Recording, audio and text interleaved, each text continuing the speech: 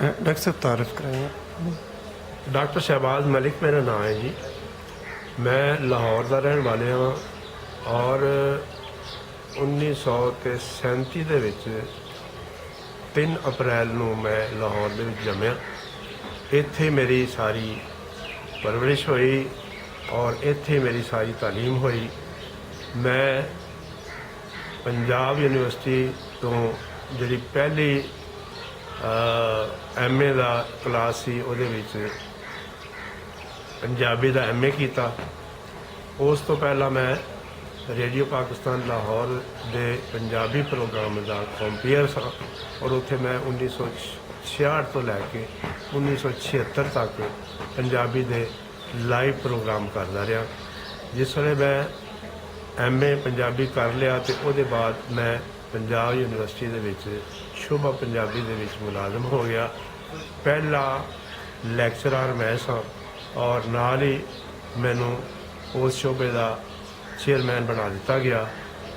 उसके बाद मैं PhD वास्ते अपना मकाला जमा कराया और 1982 दे विच पंजाबी विच पाकिस्तान दे विच पहली PhD मैं की और तरक्की करदा करदा मैं पहला लैक्चरर बनया सी, फिर पहला असिस्टेंट प्रोफैसर बनया, फिर पहला एसोसीएट प्रोफैसर बनया, फिर पहला V ग्रेड दे विच प्रोफैसर पंजाबी का पाकिस्तान दे विच बनया।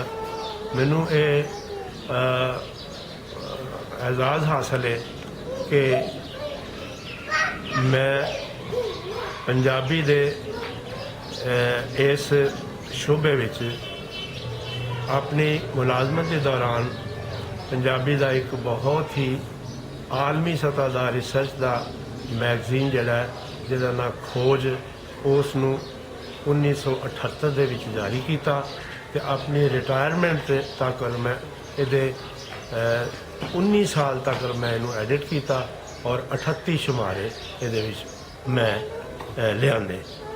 इस तो अलावा जदों मैं रिटायर होया उस वे तक मैं PhD 3 की तादाद दे विच निगरानी कर चुका सा और उस तो बाद मैं 7 PhDयां रिटायरमेंट तो बाद करवाइया। मैनू ये एजाज़ भी हासिल है कि मैनू 2010 के विच पंजाब यूनिवर्सिटी ने प्रोफैसर अमेरिटस बनाया और ये वो ओहदा है कि जिहड़ा हयात होंदा। मैनू 2003 दे विच सदर पाकिस्तान ने प्राइड ऑफ परफॉर्मेंस नाल नवाजा। हुण तक मेरिया 34 किताबां छप चुकियां ने।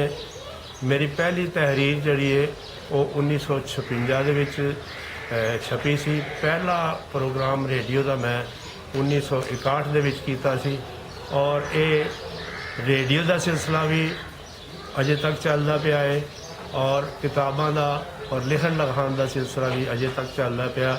मेरी जी लेटेस्ट किताब है रूप रंग वो 2009 के आखिर ते आई है और तकरीबन 350 मजमून मकाले मेरे छप चुके हैं।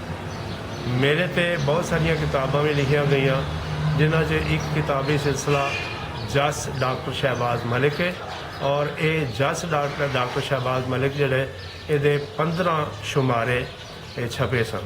इन्होंने शुमारिया सामने रख के इन्हों के 2 इंतखाब भी छप चुके हैं और इस तो अलावा मेरे जोड़े इंटरव्यू मुख्तलिफ रसालियां छपे रेडियो विच या टैलीविजन पर आए उन्होंने सारिया सामने रख के ते 2 किताबां इंटरव्यूज़ दियां मेरिया छप चुकियां ने। मेरे बारे 2 किताबां जड़ियां ने जेड़ा मेरे बारे मजमून लिखे गए 2 किताबां वो भी छप चुकियां ने। मैं अजे भी अल्लाह का करम ते फजल है पंजाबी वास्ते काम कर रहा। मेरे बहुत सारे मज़ामीन जड़े ने वो अजे भी रसालियां अखबारां आ रहे हैं। अजकल मैं अपनी किताब पंजाबी किताबियात जिल्द 2 वो काम कर रहा है। पहली जिल्द यदी 1991 में छपी सी ਜਿਹਦੇ ਵਿੱਚ 12,500 ਕਿਤਾਬਾਂ ਦੀ ਬਿਬਲੀਓਗ੍ਰਾਫੀ ਸੀ। ਜਿਹੜੀ ਇਹ ਕਿਤਾਬ ਆ ਰਹੀ ਹੈ ਇਹ ਤਕਰੀਬਨ ਇਹਦੇ ਤੋਂ ਵੀ ਵੱਧ ਕਿਤਾਬਾਂ ਜਿਹੜੀਆਂ ਇਹਦੇ ਵਿੱਚ ਹੁਣ ਤੱਕ ਮੈਂ ਰਿਕਾਰਡ ਕਰ ਚੁੱਕਾ ਵਾਂ ਔਰ ਇਹ ਵੀ ਕਿਤਾਬ ਇਨਸ਼ਾਅੱਲਾ ਇਸ ਸਾਲ ਜਾਂ 2011 ਦੇ ਵਿੱਚ ਆ ਜਾਵੇਗੀ।